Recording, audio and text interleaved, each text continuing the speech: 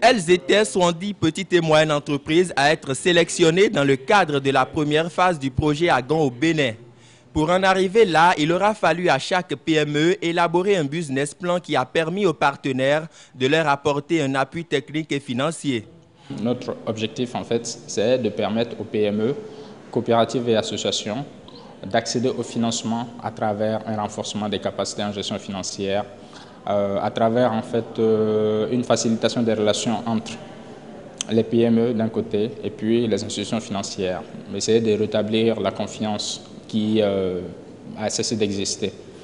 Et parallèlement à cela, nous apportons en fait de l'assistance technique aux institutions financières partenaires pour une meilleure compréhension de la problématique des PME.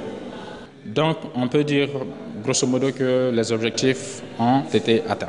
Pour le Centre du commerce international, il a été donc question essentiellement donc de pouvoir coacher ces PME, de pouvoir faire le diagnostic et d'élaborer un business plan, un plan d'affaires bancable. L'agent doit pouvoir servir essentiellement à ce à quoi il est vraiment destiné, mais tout cela réside dans le suivi de l'entreprise. Et le suivi consiste donc effectivement à appuyer l'entreprise dans la mise en place si c'est une entreprise naissante ou dans le développement s'il s'agit d'une entreprise existante.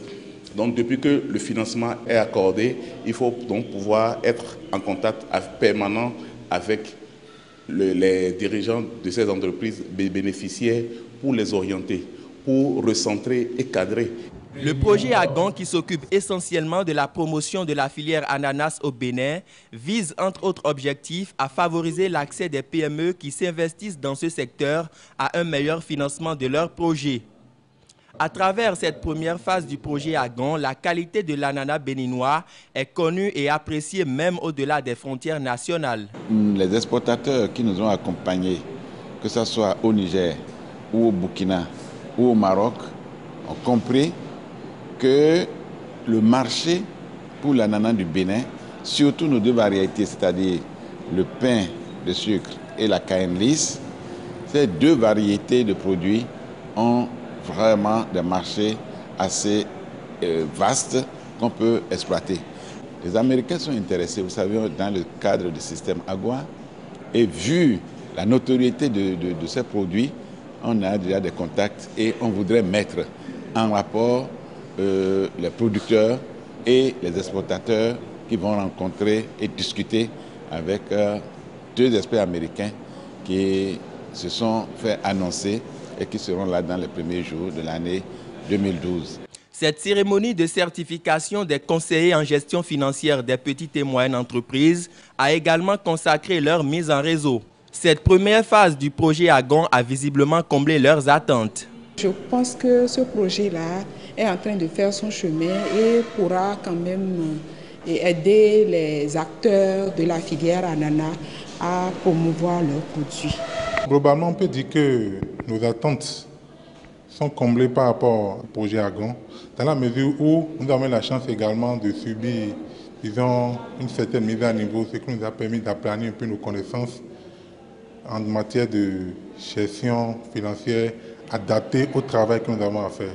Ma satisfaction est à la comble parce que c'est la première fois, c'est inédit, qu'au Bénin, on a pu concentrer l'expertise au profit de la compétitivité des PME.